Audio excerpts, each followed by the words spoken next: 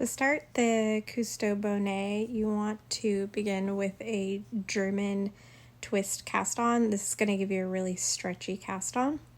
So you're going to go under and through that loop and under this one and then back through. So I'm going to show you a couple more times. So you go under that loop and through it, around and back through. And then you're just going to do this for the amount of cast on stitches that you need for the size hat, plus 1 for joining in the round. So you will have knit about 5 inches for your brim. And now I'm going to show you how to fold it over and knit it together because we want an extra thick brim. So I put this stitch marker on the first stitch when I joined in the round, and I show photos of this in the pattern, but this just makes it really easy to kind of slip this first stitch or the edge stitch onto your left needle. And then once you do that, I just remove it so that way it's out of the way. And then you're going to purl these stitches, so bring your yarn in front, your working yarn. So going through the front, you're going to purl that stitch you picked up with the first stitch on your left needle, and then you're just going to purl it together.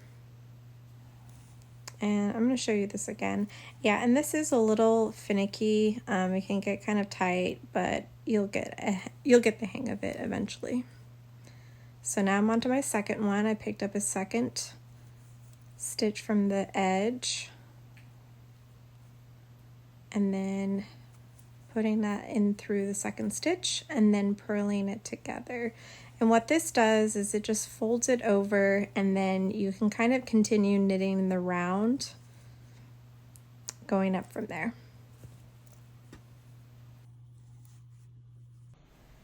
So I have my folded brim and I have the purl rows and then the length that I want before my decreases. And I show you this in the pattern, but I just wanted to show you how I actually do the decreases. So I have my stitch markers in place already, and this first one I'm going to do an SSK improved. So I'm going to slip this knitwise, slip this purlwise, and then I'm going to knit it through the front. So that's our first decrease, and then you just knit that one stitch in the middle, and then you're going to knit 2 together on the other side.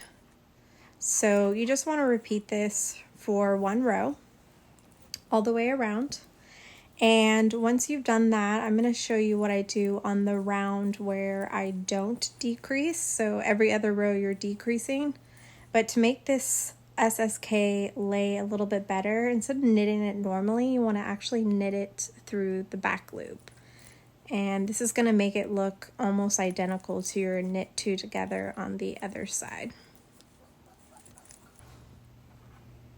So now I have all my decreases completed, and I can't do any more. I only have 3 stitches in between my stitch marker. So I'm going to go ahead and I'm going to knit around one last time, making sure to knit through the back loop of that SSK decrease.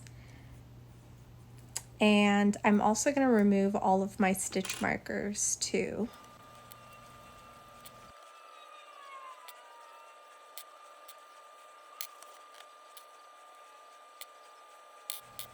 So your stitches are going to get too small around for your needle, for your cord. So this is how you do the magic loop, and this will make it so much easier to finish going around. So now that I've done that last round, I'm going to go ahead and knit 2 together, all of the stitches from the beginning of the round marker until the end.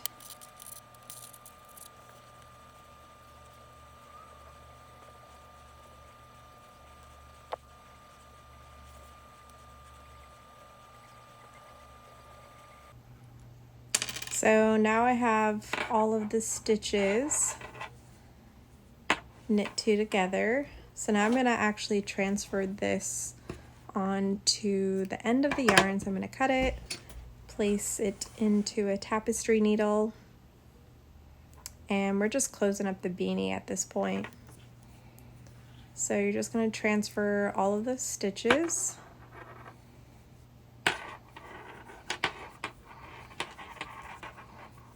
So I just kind of put the stitches towards the end of the needle, and it's pretty easy. You just transfer it over, and you want to do that until all of your stitches are off the needle and onto the end of this yarn.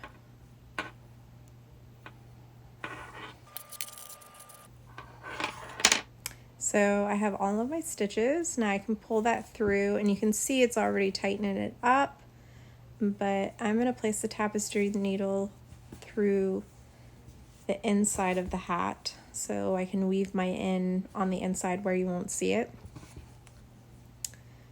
So I like, before I start weaving it in, I kind of just go through the very top section and create a double knot, and then I weave in my end. I like to create another double knot too before I cut the yarn. So now you have your finished beanie. The purl rows make it a little bit easier to flip it up. Now this beanie isn't blocked yet, so it'll get a lot easier once you block it out, and it will lay a little flatter too. But yeah, super cute little Cousteau bonnet. Thanks for watching.